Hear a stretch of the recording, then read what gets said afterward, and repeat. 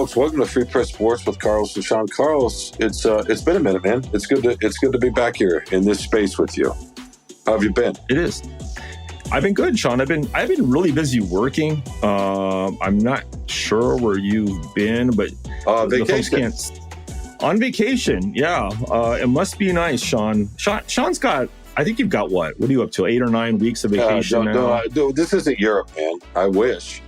That would be great. That would be suggestive of a totally different kind of society. You know what I mean? That absolutely. Value, I wish we had European vacations. That values things in a different way. No, we've missed a couple of weeks in the last few weeks, and you had some time off. I had some time off. You came back last week and went to the Rocket Mortgage and wrote a couple columns, one of which I know you want to talk about, which leads me to my look. This column is a great way to introduce this other topic because I think they dovetail, and that is I get asked from time to time if we actually like each other, and of course I always say the same thing. Yes, we damn near love each other and have for a long time, but I can understand why some people might think that because the nature of what we do, we're trying to rib each other. Maybe sometimes the tone gets lost in translation, but in any case, I don't know that you get asked that. I'm curious if you do. I don't get asked that. And I don't know, is this social media or is this in person where people in person are asking you? People in person generally, yeah. In person, yeah. Okay. Yeah, I don't ever get asked that. So I'm a little surprised, but I think when you have a debate style show, right, on First Take or anything like that, Bayless and Stephen A. and, whatever you want. There's going to be some contentious moments and all that. And you wonder, do these people like each other? Do they hate each other? Well, it's really hard to work together, especially for an extended period of time and not like each other. So I don't know if it's, but I'll tell you this, it's not a shtick. I mean, we debate even more vigorously, off camera and off audio, don't you think? Sometimes we do. And then sometimes we have, very heartfelt conversations, right? So it just really depends on what's happening. So this first subject, and we're going to talk about the mortgage golf, and we can mention free agency toward the end of this. We got a fairly quick show today, guys, and gals, sorry. We need to get Carlos to a baseball game. And it's where he does some of his best work. Not that he doesn't know about other sports. I'm not saying that. But the man loves baseball. I think he likes baseball other than the Dodgers. That's not clear, but we'll figure that out. But anyway, yeah, I know. So all right, you wrote and I'm really interested in this, and this is a good test for me, Carlos, if I may say so, because we're about to talk about a column that I had very clear ideas about, and it speaks to sometimes I think why people wonder if we get along, because although we see the world very similarly, and we've developed a nice bond over the last 20 years, we see sports journalism often very, very differently, and that's a very specific thing. And in any case, so I'll let you set this up and how this came about, but you wrote a column about Rickie Fowler, trying to sort of, you basically said you don't get why people like him so much, why he draws such big galleries and that sort of thing. And I'm sure you got a lot of response. What was the genesis of that? The genesis was that what I compared it to is he was getting Tiger Woods like crowds, and I think the one time you went to the Buick Open, you probably did follow Tiger Woods, Sean. So you know what I'm talking about. It was like Elvis, out there and just massive crowds, 10 deep, halfway down the fairway.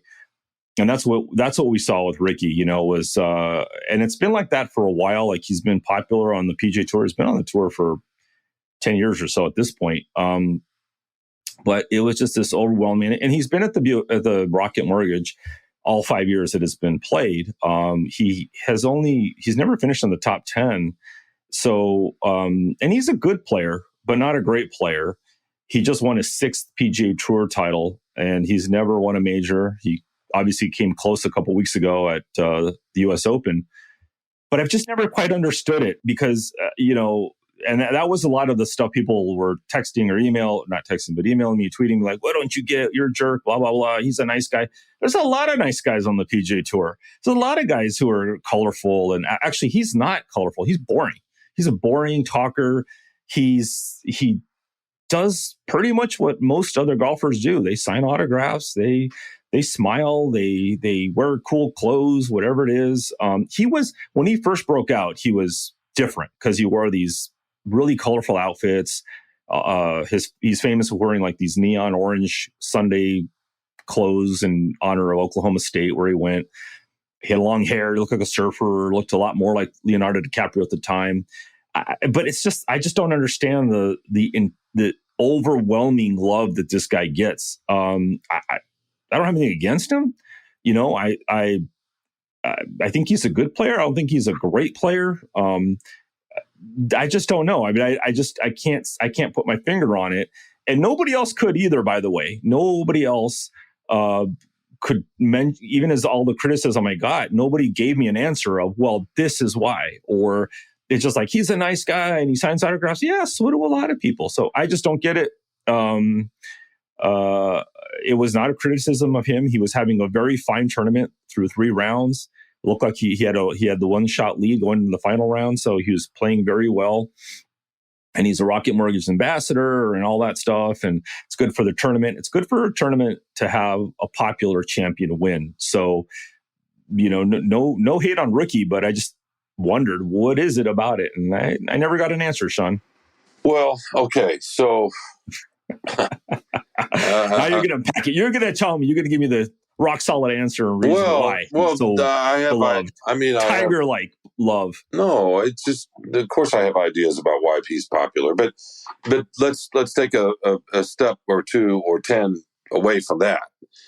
And here's the thing, and this is why I think sometimes I get asked about this show and us and so forth, and you and I do discuss a lot about this business we're in off camera, away from the microphone for sure, and they're very respectful conversations.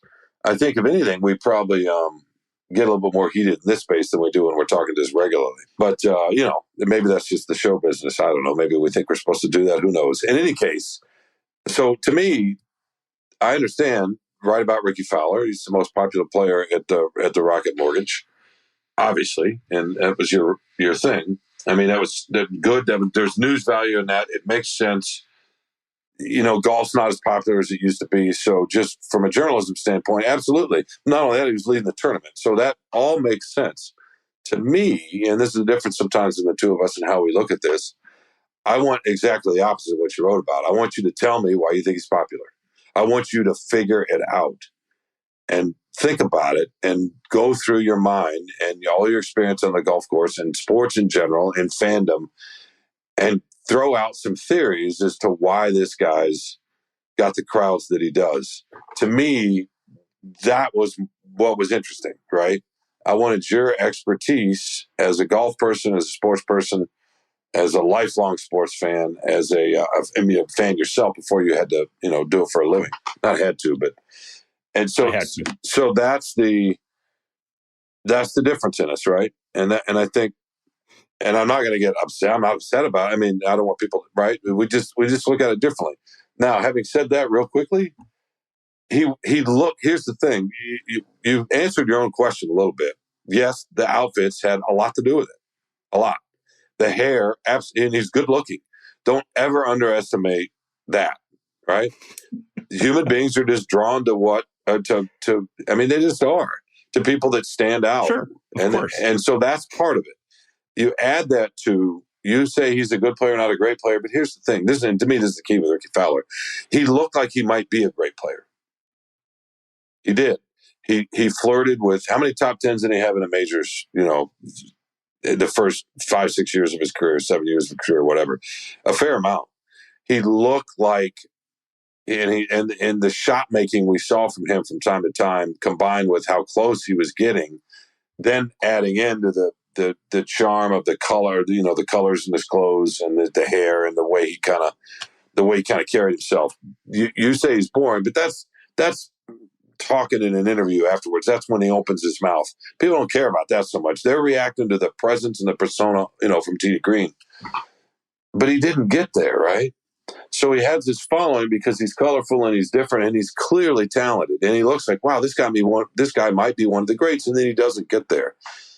And for whatever reason, in golf, sometimes you see this in other sports too, when somebody gets close and they look like they might have something special, but then it's not quite there. I think a lot of people have a soft spot for that. So when he's, you know what I mean? You watch, if he ever does win a major, people will go crazy on the course, right? Yeah. I mean, the story of Rickie Fowler is really the story of unfulfilled potential.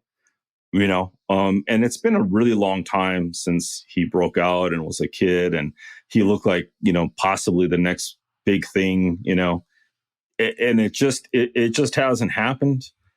And I understand people liking him. There's a lot of golfers people like, for sure. But to get,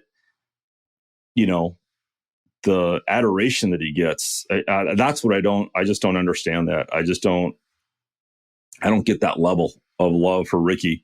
And it's not like he isn't, finishing in the money. It's not like he's missing every cut. I mean, he makes cuts, and I think he's just on course earnings alone, like $43 million, in his career. Plus you're talking, he's a popular spokesperson too. He's always had decent endorsement deals.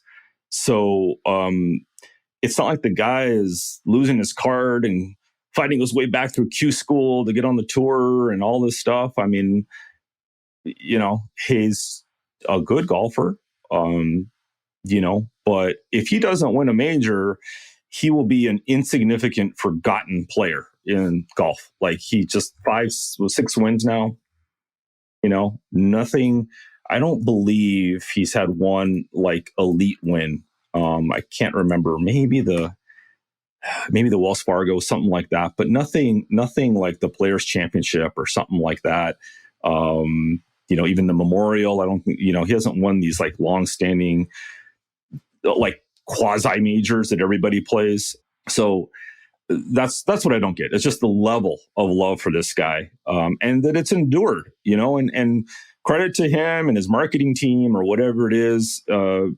He's kept his image clean. He's never said the wrong thing. Likeable on the tour. He's got a really good reputation. But I don't know. I mean, there's just athletes like that once in a while who pop up, who people really love, and it's hard to pinpoint, like, what is it? But I will say, the thing I like about Rickie winning is, because he's so popular, that's really good for a tournament like the Rocket Mortgage, because the Rocket Mortgage is just never going to get these elite fields. It's never going to get the Rorys and the Tigers and those kind of guys. And it was a great tournament. It was close. It was tight throughout. Anybody could have won that tournament at the end, and it was a dramatic. I mean, I don't think I haven't covered as dramatic of a win in a long time in a golf tournament. Like Tiger in 2008, I was at that US Open and Torrey. But, and even that one had to go to a playoff the next day, 18 holes. But this was so cool the way he won it with birdies on back-to-back holes, one to get in the playoff and one to win it, and from the junk. And it was cool. And I was happy for Rickie to win it, as a human. Sean, I know I'm human sometimes. As a human, the empathy I felt as a fellow golfer too, it all came together for him. He won it. But also I was happy for the crowd, because the crowd, whether I understand it or not, the crowd was behind him, and they wanted to see him win. And he had a really worthy opponent in that playoff in Colin Morikawa. Adam Hanlon's a pretty good player too, but Morikawa was a 2-time major champ. I thought this was all going to be, Morikawa had a great round, and I thought, he's going to win here in the playoff for sure. Rickie's going to be a hard luck loser and all this stuff. But it was cool. It was really cool to see that, standing on the 18th green, watching him, and the explosion of the crowd. So congrats to him. And especially in Detroit, it would only increase the love that the fans have for him. Yeah, so it'd be cool to see him back. I just don't think it's that complicated on some level. You answered your own questions. Again, get back to this idea. And I also think that readers and what we do in particular expect us to step out of our own. Like, it's funny, the Taylor Swift phenomenon, the place, her cultural relevancy and where she is and how popular she is. And she was just in Detroit and sold out Ford Field a couple of times. And all the fans that come and dress like her. And that's a much bigger scale than Rickie Fowler, but it's a similar idea. I am not particularly a fan of Taylor Swift's music, right? Just the music itself, the musicality, whatever, it doesn't relate to my ears. However, I understand why she's popular, and I have a lot of respect for how she does her business. I mean, from what I know, just from the public. So I that's how I try to do it. Okay, maybe I don't like that personally. It's not that I dislike her music. It's just it's not my favorite music. But I think her place in our culture is important and is cool in a lot of ways. And I love this sort of, it reminds me a little bit when I was young and Madonna came up. You know, you can say what you want about her voice and her music, but she was her own sort of unique entity. And I think Taylor Swift's similar in that way. And I just think that's cool. And Rickie Fowler, again, is nowhere near that level, right? And culturally, but you know, I hate to bring my boys in it, but they've loved him from the start because he was fun. To your point, he was fun and colorful and really talented. And he wasn't fun. No, he was. He was colorful. He was different. You're thinking like a kid to kids. It's not just that. He had the longer hair, so he was different and fun. You're thinking about being... How was he fun? What's fun about having orange clothes and having long hair? It wasn't just orange. It was yellow. No, it's not. Yellow, pink, whatever. It's not just an image. The idea of what you decide, you show up in a press box and you wear a little bit more formal clothes than any other sports writer in Detroit. And you do that for a reason. That is not a meaningless decision that you make in the morning on a game day for the Lions or whatever press box you're going to. There's a reason you do it. And so to dismiss there, of course there is. So to dismiss, you make a conscious choice about what to put on and how that's going to reflect to the world. That's not meaningless. It's not. And so do you. Of course I do. And of course I do. It's called clothes. We all, but we don't all wear the same. We're not in one big giant Catholic school all wearing the same uniform. We have we make choices. Those are real choices. Those colors. But that doesn't make us interesting. I'm not saying it's readable or successful. You're again. This is why readers get frustrated with you sometimes. It's not.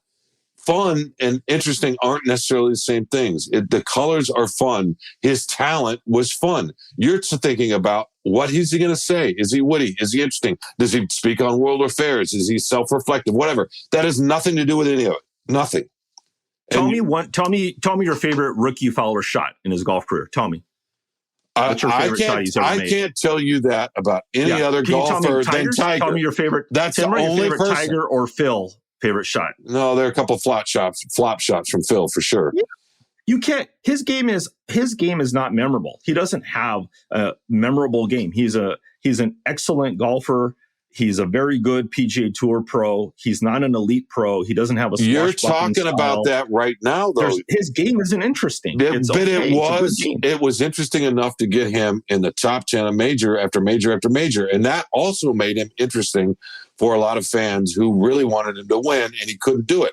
So not getting there. It was similar with Dustin Johnson, although he had a different kind of swag. Obviously, that dude could hit at 400 yards. No, for sure. But that. Yeah, no, he hit it further. But Fowler has a certain kind of control. He's a great iron player, all that sort of stuff. And golf fans enjoy that. They could see the talent. It didn't materialize. And so that makes him interesting now in a different way when he was younger. But it's not that complicated. It's like Peyton Manning was super popular and couldn't win the big one, right? But people could see the talent and the way he managed it. It's just different. How do you explain Djokovic, who's arguably the best tennis player ever, is nowhere near as popular as Federer or Nadal? Right? Not that I want to turn this into a tennis podcast, but you know what I mean?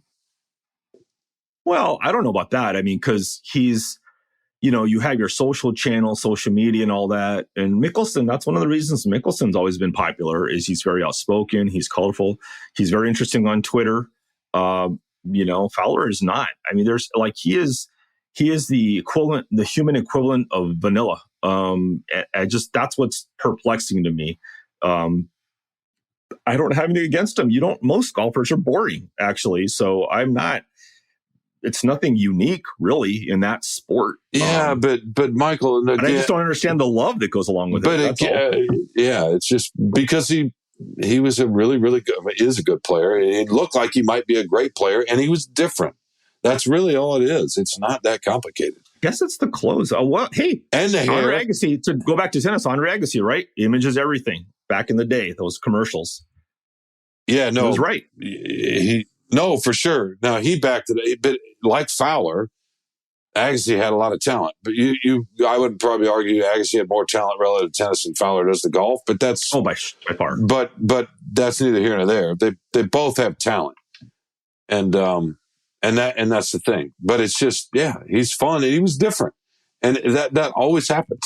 And you've seen that anytime anybody looks a little bit. Plus, it's a very conservative sport. Of course, he was going to be popular with those colors. It wasn't just the orange; it was the yellow. The yellow is what I remember, or the lime green, didn't it? Blue, pink. But it wasn't a royal. You uncovered it. It wasn't a royal blue. It wasn't a dark. It was a not a cobalt. I'm trying to think of what kind of blue it was, but it was. They were Pacific teal. Yeah, I mean he. Well, don't forget. Hey, a long time ago, Jack Nicklaus would wear yellow, and then Tiger would wear, red on Sundays. And so it's not like nobody's ever worn color before on the tour. But I understand what you're saying. When he came out, I remember the first thing when he came out, he was like, You noticed him, right? You noticed him. I noticed him. I know he'd had a good career at Oklahoma State. I don't remember if he won the USAM or an NCAA title or whatever, but he came out with a really good reputation as a great college player. And he was very different that way. He looked very different. But I remember very quickly thinking his quotes aren't very interesting and he's not demonstrative. He doesn't, the Tiger fist pumps, he doesn't have that on the court. I just couldn't figure it out right away. And I'm like, well, maybe it'll happen. Maybe. And he was a very good player and had a lot of promise. But there was nothing about his game that I was drawn to. So I've always, I guess, been a little bit perplexed by this, but hey,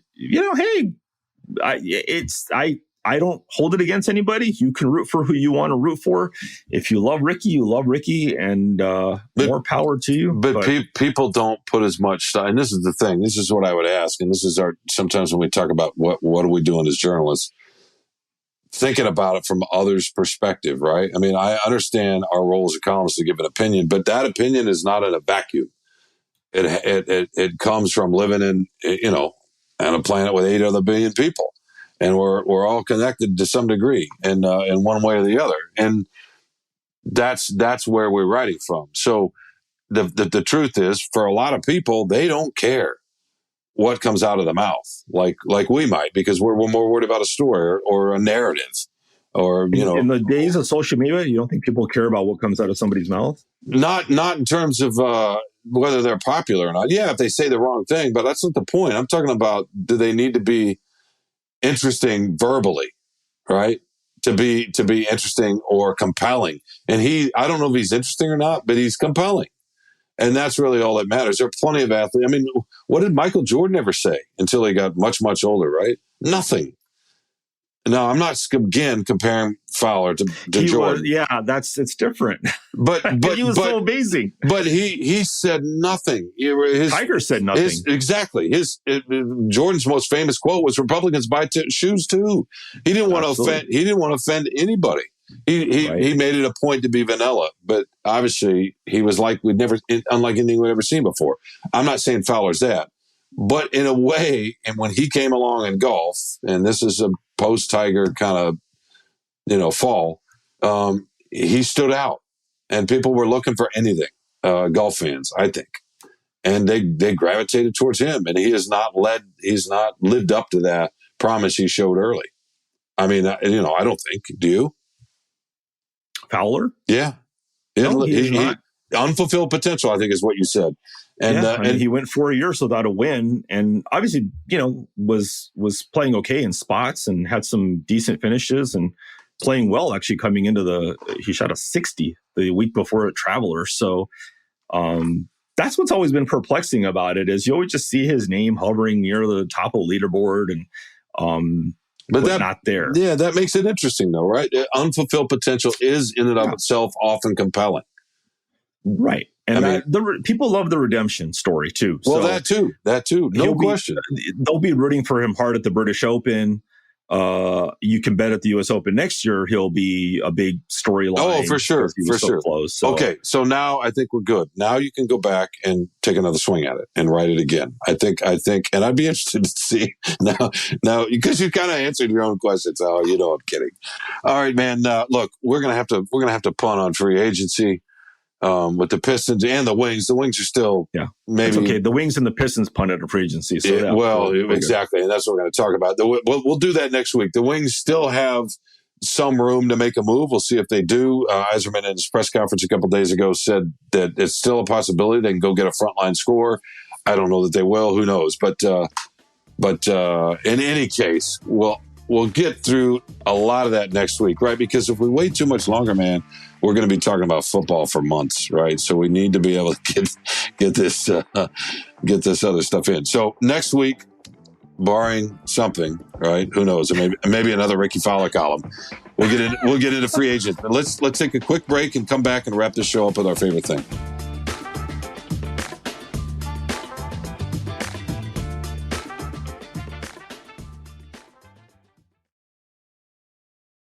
Welcome back to Free Press Sports. All right, Carlos, we got a short show. We promised a short show. We're going to stick to our word for once. And after all that scintillating talk about Rickie Fowler, let's hear what your favorite thing was. My favorite thing, and I hope this does not come off as some kind of weird like humble brag or whatever it is, but I just found out a couple of days ago on Facebook that one of my cousins, the son of one of my cousins who I grew up with, one of her sons just committed to UCLA to play basketball. And I knew that she has two sons and they're both really good athletes. Her older son has just finished. I think he played Division 1A or Division 2 football. And they've always been very into athletics. And her younger son, Eric Freeney, was a very good basketball player, and she, post updates about him playing in travel ball and AAU and all that stuff. And, when she posted, I think he was the first person to commit to their class this year. He's a shooting guard. I was just thunderstruck. I was like, our family has not had any kind of athletic. We're not the Windsors. We are not this athletic. Well, we're not family. Either. What's his name? Eric Freeney is his name. He's a shooting guard. He's like 6'4" shooting guard. On what side? What side of the family? My dad's side of the family. But I will say, his father was, I think, a college football player himself, and I have not met his father. So it's not your dad's brother. My dad's brother's daughter. Okay. So yeah, it's from my dad's side of the family. But regardless, I was really taken aback that, as you know, UCLA is college basketball royalty, and especially in LA, they're a huge deal. So I was really impressed, really happy for Eric to get that. But it was just kind of weird, that we have some kind of loose association. It's the first time I've ever had any kind of loose association to like elite athleticism, so that it was really cool. That's really cool, man. Congratulations. I do have a quick question. I don't want to step into it. This could be a whole podcast, but so your dad's brother's daughter, it's her son. Yes. Mm-hmm. So, what's the heritage there? And I have a reason for asking this. What's the heritage there? The heritage? Yeah. Because your father's Mexican-American. My dad's Mexican. He grew up in Mexico. Sorry. And so did his brother. Okay, yeah. So the daughter obviously has that heritage. The reason I'm asking all this is because they just sent a player to the pros, Jaime Jaquez, or Jac. I'm butchering his name. I'm sorry. And I just wondered if there's any sense of community pride, that kind of thing. That maybe that had nothing to do with anything. But he was No, I don't he's think a it has great. that. He's been their best player for the last few years, and I'm not sure what his heritage is. But that made me wonder. I just thought that would be really cool if he's inspired in any way. I don't think so. I don't think there's a connection to that. But he's just I mean, I've seen video of him. I don't know if it's huddle video, whatever it is in the past. Like, yeah, he's really, but I can't judge a high school player. Like, they just all look good to me. But it was like, wow. And obviously he had offers like all over the place from really good schools. But it'll be cool. I'd love to go out and see him play it. Poly Pavilion actually kind of is terrible for fans. They don't show up for some reason. Well, you better go. Fans, You better go see him play. You should be able to come see him play in Ann Arbor. To be honest, whenever he'll play, whenever I can see him, I will. Or East Lansing. I would imagine UCLA will over the next couple of years, unless he's a one and done, you'll probably get a chance to see him play here. Yeah, it'd be awesome. I'd love it. You can get on the family list. How cool would that be? You can come out and write a column about how every shot he missed was because of his older cousin Carlos's bad genes. No, blame it on me. No. That would be super cool. Well, that's awesome, man. Congrats. That's really cool. All right, I'm going to keep mine really quick. My favorite thing was July 4th.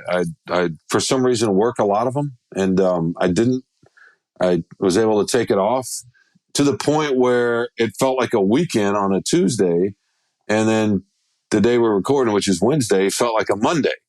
So that's when you're out of it enough that you actually, and it was just a quick break. And it's funny because I just had a week off, and then you get this next day off, and you're thinking, well, it's not gonna. But it was, it actually felt like a true day off, and a fourth, and that was kind of cool. And I haven't experienced that in a while. So that was it. That's it. Well, I worked, as you know, Sean. I actually worked last week, only 4 days. But then I was off on Monday and Tuesday. And to me, those felt like Saturday and Sunday. I kept thinking on the 4th, I kept thinking it was Sunday. I'm like, oh, it's quiet for Sunday. I expected to find the paper out on the porch, on the Sunday paper on the 4th. Yeah, I know. Yeah, throws you off. But it's nice, though, when you're off and a situation like that, and to the point where it disorients you about the day of the week. That means that's a good sign, right? That you're doing it right. That you're actually kind of out of it a little bit in a good way, in which we need. And like you said, you'd worked a huge long week, 4 days long, and so you really plus you rode every day, which is that's saying something. Yeah, Tony Garcia, by the way, he came out for one of the days to help cover the tournament, and he's like, "What are you writing?" And I told him I was writing whatever the column was. He's like, "Is that it? You're just writing one column?" It's like, "Yeah." He's like, "Well," he goes, "Okay, don't tire yourself out too much." Yeah. Well. By the way, Tony Garcia, if you did not see it, please go back and read his story on Canada Day from, I think it was on Saturday.